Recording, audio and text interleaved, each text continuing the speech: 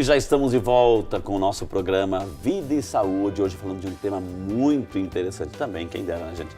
Recebendo uma das maiores autoridades em nutricionismo desse país, doutora Edna Sakamoto. Ela além de ser uma grande nutricionista, ela é especialista em nutrição funcional. E está aqui para tirar o que nós já aprendemos hoje de como conservar o alimento, como guardar os alimentos, assim, para a gente ter a qualidade. Afinal de contas, são micro-organismos, a gente não percebe, mas eles fazem um estrago tão grande lá dentro do nosso organismo.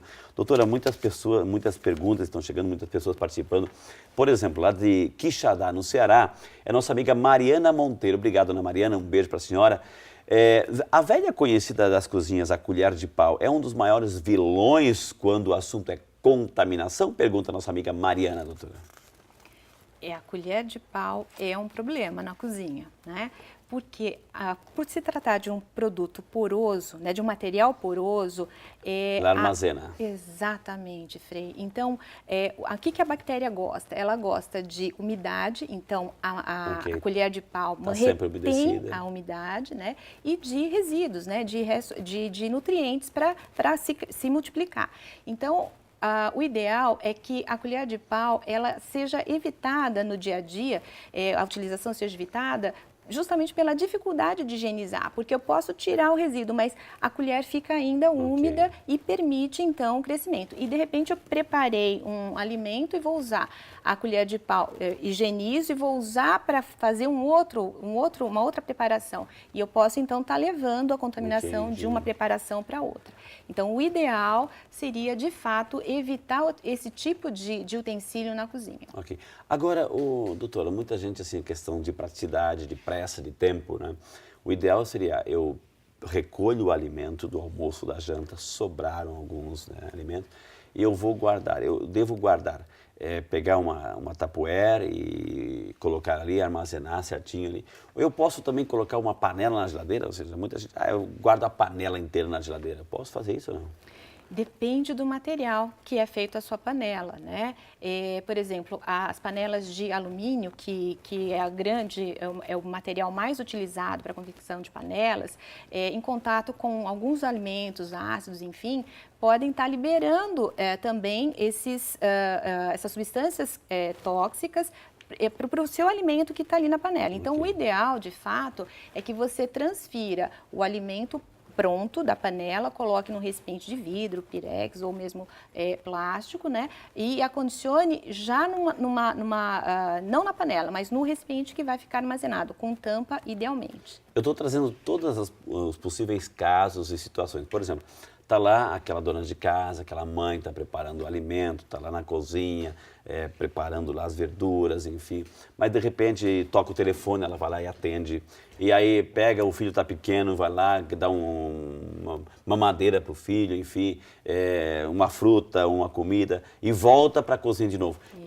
Quais são os cuidados dessa mãe que faz tudo isso com a maior das boas intenções, assim, quer atender tudo, e a mulher, a gente sabe que faz muita coisa e dá conta de tudo. Quais são as orientações para essa dona de casa, assim, para também ela se proteger? Esse é um cuidado muito grande que a gente tem que ter. Justamente porque você está manipulando o alimento, então a sua mão tem que estar muito limpa. Então, eu estou preparando o alimento, atendi o telefone, peguei na maçaneta, fui atender a porta. Na hora que eu retorno para a cozinha, necessariamente, Frei, eu tenho que higienizar as mãos. Então, lavar as mãos é um cuidado, assim, básico. A luva, né, é importante nesse caso, não? Usar luvas? Olha, aí há controvérsias, porque a luva bem usada, ela vai, de fato, principalmente quando você está num restaurante, onde você tem uma manipulação muito grande de alimentos, a luva até pode ser um aliado. Mas muitas vezes a luva é mal usada, Frei. De que forma? Então, eu estou ali com a minha luva e aí justamente estou manipulando o alimento. Aí eu vou lá e jogo alguma coisa no lixo. Não tirei a luva, tá? Eu volto com a luva. Quer dizer, a luva está protegendo quem? A pessoa ou o alimento, né? Então, a ideia, muitas vezes, de uma mão muito bem lavada ser melhor do que a luva mal usada, né? Então, a ideia de lavar bem as mãos com sabonete, debaixo da torneira, em água corrente, isso é válido tanto para a dona de casa, nas tarefas do dia a dia, quanto em restaurante, restaurantes ou em locais onde você vai manipular alimentos para mais pessoas. Você está chegando agora, estamos no Vida e Saúde, hoje falando sobre intoxicação alimentar, com uma das grandes especialistas no tema desse país, a doutora Edna Sakamoto. Doutora, uma situação, sempre casos, situações. Eu vou lá, compro 1 quilo de carne. Compro carne e congelo. Está lá no congelador, mas está uma pedra, né? Eu vou fazer um prato especial, pego aquele quilo de carne e coloco lá na pia, enfim, para preparar a carne. Mas eu não quero usar toda aquela carne, eu vou usar uma metade da carne. São 2, 3 pessoas que vão almoçar, jantar.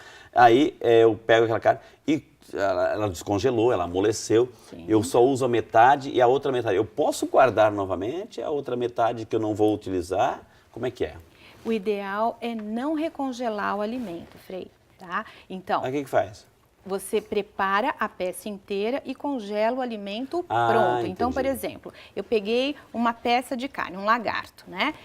Mas eu não vou consumir a peça inteira. Então, ao invés de você cortar uma parte e guardar aquela outra parte, recongelar a outra metade, o ideal é que você prepare a peça inteira e congele a peça já pronta, né, que você evita justamente o crescimento de micro-organismos, porque você já cozinhou, já inativou ali, né, as toxinas, enfim, e aí você garante que aquela outra metade tenha um tempo maior de armazenamento. Tá? Porque esse é uma grande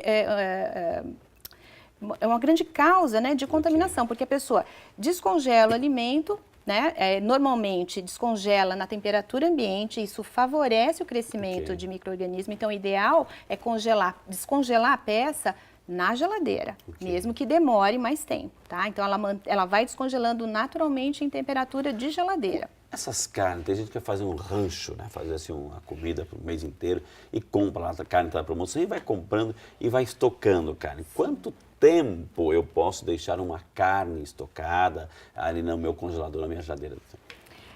Normalmente, o prazo de validade, ela vem na própria embalagem, tá? Mas, por exemplo, se você trouxe, a carne era resfriada, não estava congelada, né? Eu vou congelar a carne crua no meu freezer. Ela vai durar entre 3 a 6 meses, né? Agora, se você já trouxe ela congelada, por exemplo, uma peça que eu comprei congelada, então ali vai estar indicando, assim, o prazo de validade no freezer, tá? Que pode variar até de 6 a 1 ano, dependendo do produto. Tá, na hora que eu fui comprar, eu percebi o prazo de validade. Mas na hora que eu coloquei no congelador, no freezer lá, e quando eu coloquei outras carnes por cima, etc., eu já perdi o tempo de validade. Nesse caso, o que eu tenho que fazer? Quando eu lembrar, jogar tudo fora? Como é que é? Quando você verificar que aquele produto já está com o prazo de validade vencido, o ideal é descartar. Porque o risco de você consumir um alimento que você não tem certeza se está próprio para consumo é muito grande. Então, assim, o desconforto de ter uma intoxicação alimentar acaba sendo muito maior do que desprezar o produto. Então, o foco seria prevenir. Então, eu ter um controle no meu armazenamento dos alimentos que eu tenho ali no freezer, porque às vezes você compra uma carne numa promoção, um frango numa promoção e vai colocando, vai socando ali no freezer, né? E quando você se dá conta, quando você vai retirar para usar, essa validade já expirou. Então, o ideal é ter os alimentos que você compra, que tem um prazo de validade mais curto, deixar mais à vista, para você usar primeiro aquele produto e deixar aqueles que têm um prazo de validade maior, mais no fundo, enfim, que você sabe que tem um tempo maior para o consumo. Doutora, a gente sabe que tem aqueles pães no plástico, fatiados já, e pão de forma, tem pão integral, enfim, uns pães assim que se compra nas prateleiras. E lá tem, olha, consumir prazo de validade daqui 3 dias, 5 dias. E verificando que falta 1 dia, eu posso colocar esse pão na geladeira que vai me dobrar o tempo de validade? Como é que é, né? Ou eu posso consumir, estava dizendo assim, ó, daqui 3 dias ele perde o prazo de validade. Eu posso consumir daqui 4, 5 dias o pão? Como é que é? Frei, o ideal é respeitar o prazo que a indústria colocou na embalagem. Porque, do contrário, se você consumiu o produto dentro da validade, teve algum problema, de fato, a responsabilidade pela qualidade higiênico-sanitária é do fabricante. Okay. Mas aí você correu o risco. Vai vencer daqui amanhã, mas eu vou consumir em uma semana. Você está à metade, então 70% ainda não consumi aquilo lá tudo. Eu vou jogar fora. O ideal seria... eu posso congelar? Poderia congelar, mas o ideal seria congelar antes de estar perto do prazo de vencimento, né? Então, muitas vezes as pessoas têm essa conduta. Eu comprei o pãozinho na padaria ou esses pães já fatiados, eu congelo e descongelo fatia a fatia na torradeira ou no forno, no forninho elétrico, que é uma alternativa. A Jéssica Ramos de Campinas, obrigado Jéssica pelo carinho, pela participação. Ela pergunta, doutora, o que diferencia uma intoxicação de uma virose, por exemplo? Como saber se eu não estou com uma virose ou realmente foi um resultado de uma intoxicação? Os sintomas, Frei, são muito parecidos, né? A virose, ela é causada por um vírus, né? Que são vários que podem ter os mesmos sintomas que a intoxicação alimentar. Então, normalmente, os quadros se caracterizam com náusea, vômito, diarreia, dor abdominal e algumas vezes febre.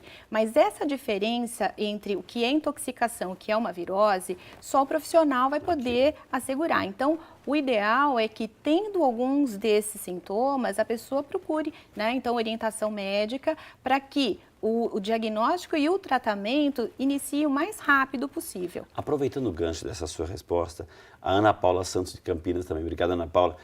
Inchaço pode ser sintoma de intoxicação alimentar? E se é um deles, quais são os outros?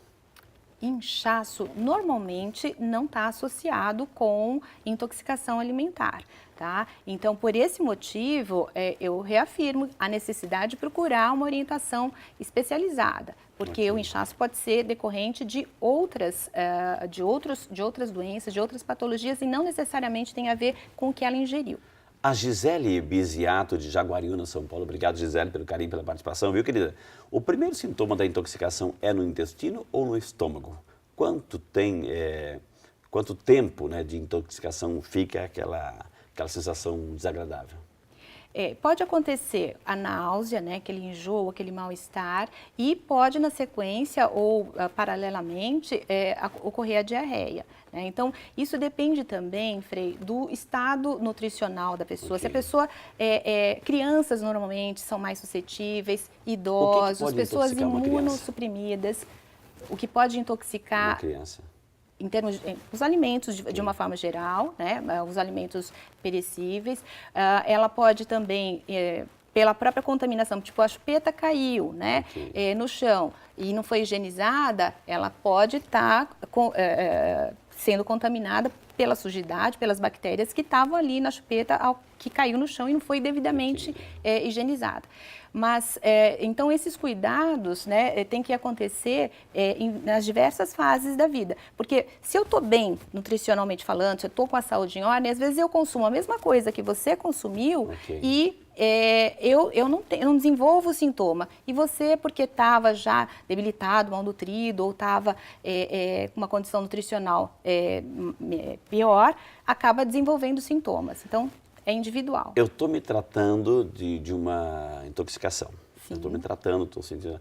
Mas, assim, chegou um momento, eu sinto fome, então eu tenho que me alimentar. Isso. Eu posso me alimentar, colocar um alimento bom, saudável em cima daquele lá que me fez mal? Ou eu tenho que primeiro me tratar dos sintomas, esperar um pouquinho, deixar o meu intestino, meu estômago voltar a funcionar bem, para depois eu começar a comer de novo? Como é que é? O importante, Frei, principalmente nos casos que você tenha diarreia, é manter a hidratação. Então, tomar muita água, água de coco, enfim, que é para manter o teu organismo hidratado, porque quando você tem vômito ou diarreia, você está perdendo líquido. E, na sequência, procurar realmente uma ajuda, orientação. Que é justamente essa pergunta aqui do Fernando Ferreira, de Três Rios, lá no Rio de Janeiro. Obrigado, Fernando. Ele pergunta justamente assim, quais restrições alimentares na cura da intoxicação? Existe alguma restrição? Assim, né?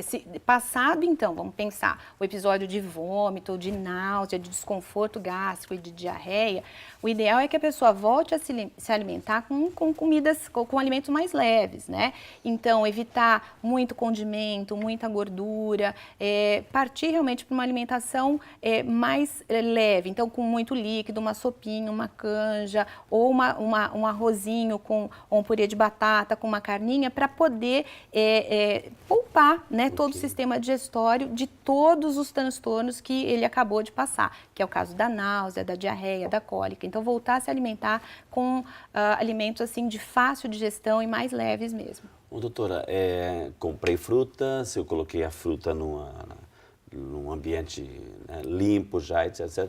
Mas é calor, é quente, e aí sempre tem, né, o contato com o ar, ou aquelas moscas que também que atraem muito assim, e eu enxoto, né? Eu tenho que pegar aquela maçã, aquela pera, aquela goiaba, lavá-los, ou porque já estão limpas, eu posso já consumir? O ideal é lavar novamente, Frei, porque as moscas, elas são veículos, né, de micro-organismos. Então, quando você percebe que tem mosca no ambiente, enfim, o ideal é, antes de consumir aquele alimento, higienizar novamente. Okay. Né? Que algumas vezes, por exemplo, o alimento é pronto, né, tá, sei lá, um macarrão, uma carne, é complicado, você não pode lavar de novo, mas desprezar parte daquilo que está em contato. Okay. E evitar isso, né? Cobrir sempre o alimento. Eu tô assim numa fazenda, tô num pomar, tá tudo muito lindo, lá aquela pé de macieira, de tangerina, de goiaba, eu vou lá no pé, nossa, que delícia, nham, nham, nham. E daí? Eu tenho que pegar a fruta e lavar, ou ali mesmo ela está protegida? Não, você tem que lavar. Né? Você tem desde a contaminação ambiental, de poeira, de pó, de terra, né? que pode estar ali em suspensão, partículas em suspensão no ar. Então, o ideal seria que você colha o alimento, higienize, lave antes de consumir. Ou pelo menos que descasque, né? Mas é complicado. Pelo menos que descasque.